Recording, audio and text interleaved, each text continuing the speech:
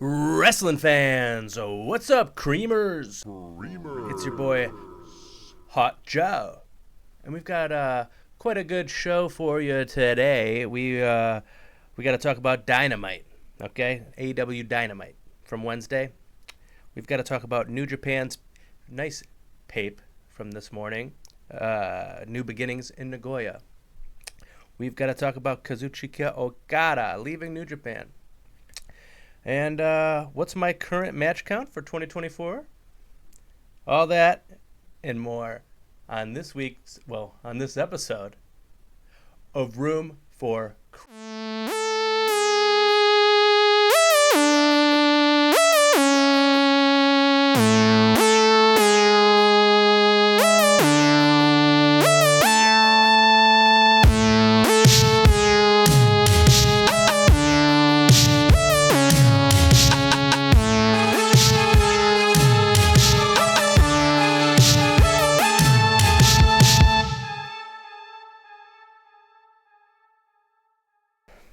Cream with your host, Hot Joe.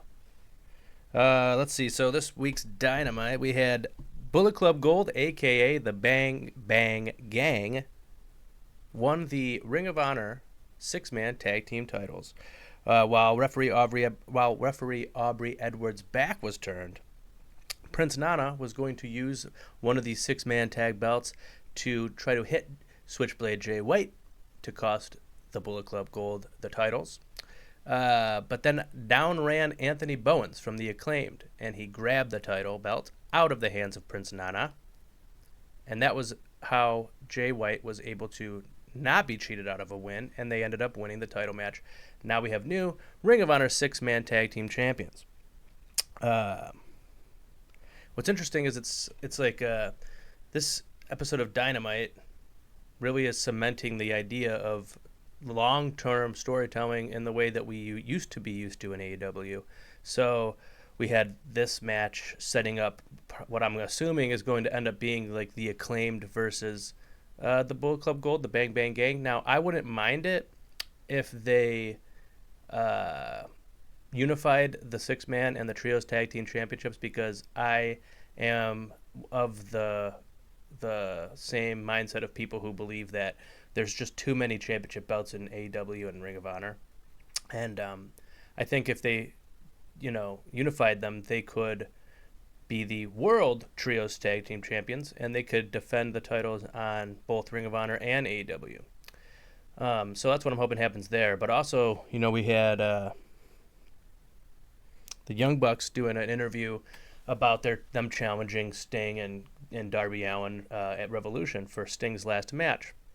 And now they want to be referred to. They no longer want to be referred to as Matt Jackson and Nick Jackson. They now want to be referred to as their God-given names of Matthew Jackson and Nicholas Jackson, which is very funny. They were talking about how the locker room got toxic over the years, ever since AEW was founded, and they relied too much on the cancerous superstars. Which you know who they mean by that. I'm not going to name names, but it's that CM Punk guy. A lot of hate on the Instagram post, at least. I mean, that's where I saw it, of this clip of them talking about it. A lot of people, really hating on them, but I think it's actually really great, because it's they're really embodying the negative comments that you see online about them and making that a part of their character. If you say these guys are EVPs, they're just going to put the titles on themselves. Well, that's what they seem to be implying, that we're the EVPs, so if we want to face Sting in his last match, we're doing it, kind of thing. They didn't say that, but that's what they were basically saying.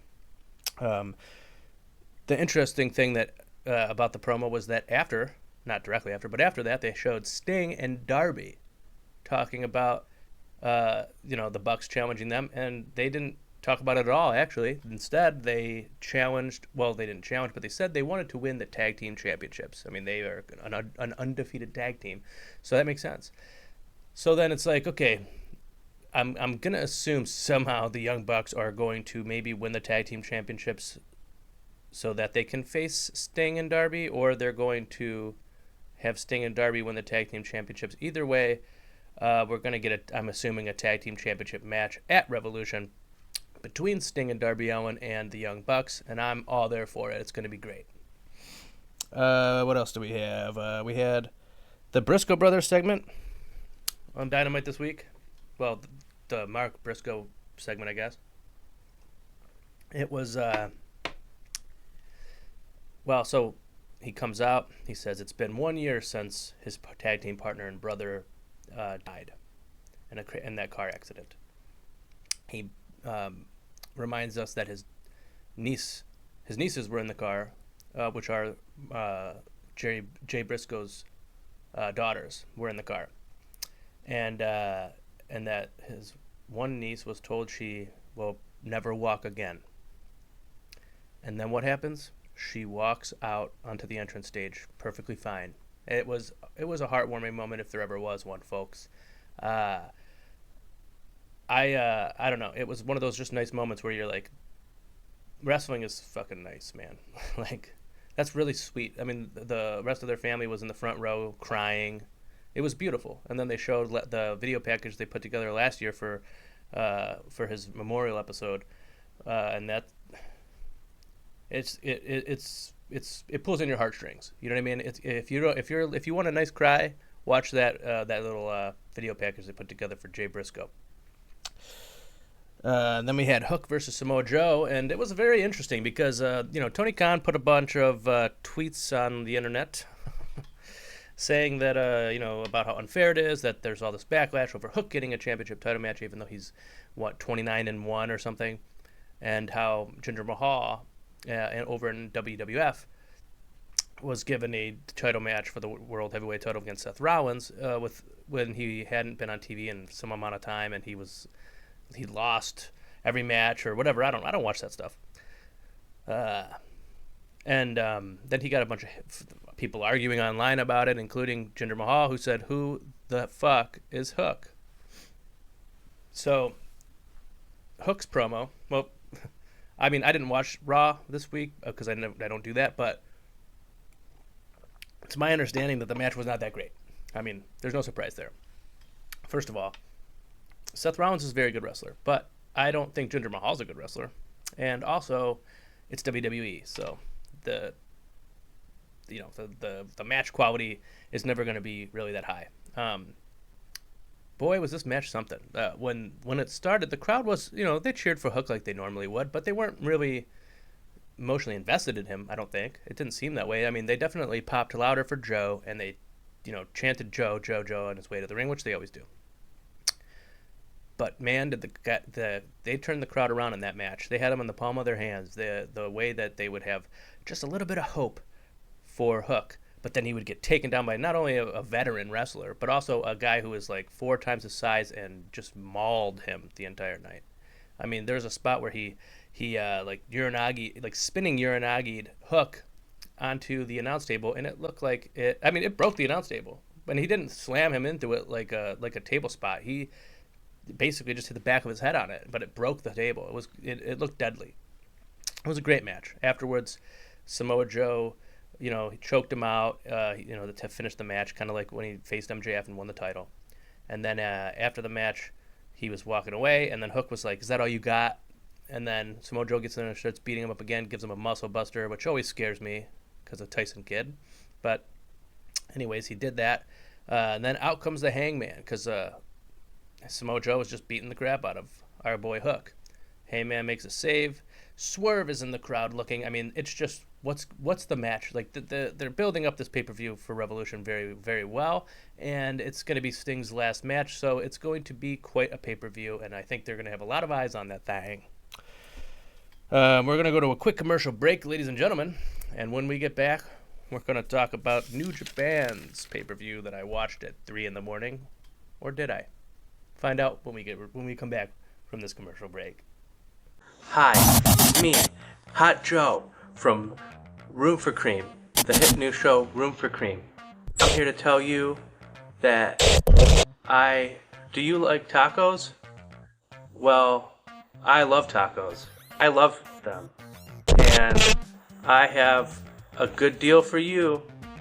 If you go down right now in the next if you go down to if you in the next half or in the next hour after the show ends after the broadcast ends tonight of Room for Cream, if you head on down to Danny's Drippin' Wet Tacos, if you head on down to Danny's Drippin' Wet Tacos, you can get buy one get one free Drippin' Wets.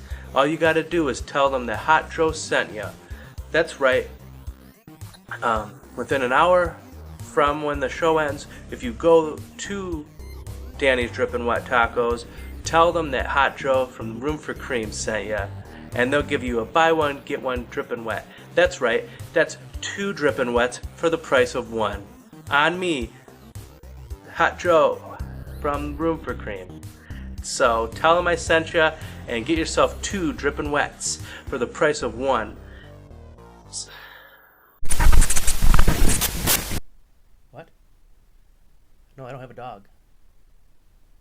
No, I don't have a dog. We're back, ladies and gentlemen, to Room for Cream. And it's me, your host, Hot Joe. So New Japan had their pay-per-view, I guess, their big show. I don't know what it is. I'm kind of still getting used to this whole following New Japan thing. They had a show called New Beginnings in Nagoya. Let's see. So the show starts at 5 p.m. in Japan. But here on the East Coast of the United States, Eastern Standard Time has that as 3 a.m. So I went to bed at midnight thinking I'm going to wake up at 2:50, which is when I set my alarm, ready to watch this pape. That does not happen, folks. I woke up at about 4:30, between 5. I just woke up and I was like, oh crap, I'm missing the show. So I put it on, and when I put it on, we were in the third from the last match. So it was Great-O-Khan versus Taiji Ishimori in a KOPW 2024 provisional title match, which KOPW stands for King of Pro Wrestling. And it was a 10-minute Ishimori ring fit match. So every certain amount of time they had to do like these exercises, like these mountain climbing squats or something. And it was like Ishimori chose this match type to embarrass the Great-O-Khan. And that's not exactly how it went, because even though he was much better at doing exercise than Great-O-Khan, Great-O-Khan won the match. And the reason he won the match is because when the match counts down, it had a time limit. Whoever's touching the title wins the match, and he was touching the title, so he won the belt. It was very different. I don't think I'd ever watch that one again, but it wasn't bad. Then after that, I saw the Guerrillas of Destiny, God, the El Phantasmo and Hikuleo version of the team versus Chase Owens and Kenta from the Bullet Club. I really think El Phantasmo is, I don't know, he's I never disliked him, but more and more, the more I see him, the more I like him. And I feel like he could be the top gaijin in New Japan, maybe in 2 or 3 years, if he sticks with it and stays in New Japan. He's got some aura about him. And I mean, Hikuleo's good too, but El Phantasmo, ELP, is the star of the team for sure. They won the match. It was for the New Japan Strong Tag Team Championships. They have both the New Japan Strong Tag Team Championships and the IWGP Heavyweight Tag Team Championships. And so this match, they were only defending the New Japan Strong Tag Team titles. But it was a good match. There was a point where, so like in the beginning of the match, Kenta was like being a sort of cowardly heel, and he was trying to like act like he was going to get out of the ring. He put like half his body through the middle and top rope as if he was going to get out of the ring, and then just to be like cocky and sort of like call him out for being like a little baby, El Phantasmo started, being like Kenta, Kenta, to get the crowd to chant for Kenta as if like he's like some prima donna. It was very funny. The match ended with God winning and keeping their tag team titles. Then the final match of the night, the main event, I watched Tama Tonga defend the never openweight title against Evil in his last scheduled New Japan Pro Wrestling match. The match started off with the House of Torture attacking Tama Tonga and giving him like a beatdown, and then out comes the rest of God to make the save.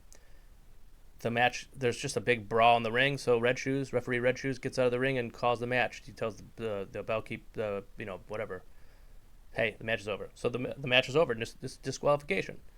And then the crowd's booing, they're like, this is, sucks.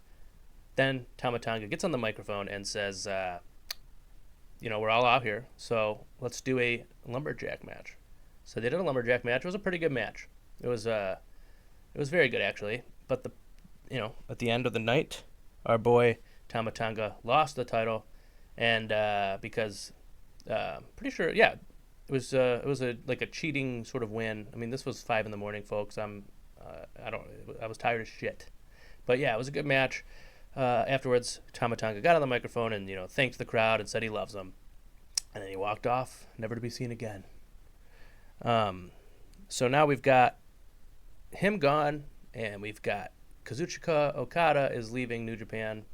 He's got a few more scheduled dates, and I don't know where he's going to go. I mean, he could go to WWE, he could go to AEW, but this is just unprecedented to see the top star in Japan leaving the entire country and coming to the United States. It's never happened before. I mean, Hiroshi Tanahashi didn't do it. Inoki didn't do it. It's frankly sad. I mean, I just started watching New Japan and trying to follow New Japan, and then Tama Tonga and Kazuchika Okada are both leaving. It's like, of course, this is when I start watching. I guess if I had to see, I don't really know where I'd want Tama Tonga to go. Of course, I'd love to see him in AEW, but I don't really know what he could do there. I do want Kazuchika Okada to go there because I don't want to see him on like Monday Night Raw doing some stupid skit backstage. You know what I mean? It's just not for me. So, yeah, I don't know. I'm looking forward to seeing what they do. I do hope that Kazuchika Okada goes to AEW so that we can still see him in New Japan, because New Japan is gonna miss him. Let's see how many matches my match count last time we talked was 54 matches. It's now 66 matches. Here's the matches I watched since the last episode: Deonna Purrazzo versus Anna Jay, Private Party versus Top Flight, Bullet Club Gold versus the Gates of Agony and Brian Cage, Christian Cage versus Dustin Rhodes, and Samoa Joe versus Hook. Those are from AEW Dynamite. I also watched Empire State Wrestling last night, but not every match. I watched the Backseat Boys versus Infinity and Beyond, to Infinity and Beyond. I watched Katie Arquette versus Christina Marie. I watched Too Cold Scorpio versus Channing Decker. And I watched Gregory Iron, my boss, versus Bill Collier. I don't know. And then also I watched Tama Tonga versus Evil, God versus the Bullet Club, and that weird match with Great Khan and Ishimori, which, yeah, I mean, it was what it was. So that's the wrestling talk for this week from me, gang. From this episode, I guess. I like to keep it short. I try to keep it 20 minutes long because I'm trying to keep the show as short as it takes me to drink a cup of coffee. That was I put a lot in my mouth. But until next time, folks, I love you and I wish you the best. And you stay cute, okay? Love you, creamers.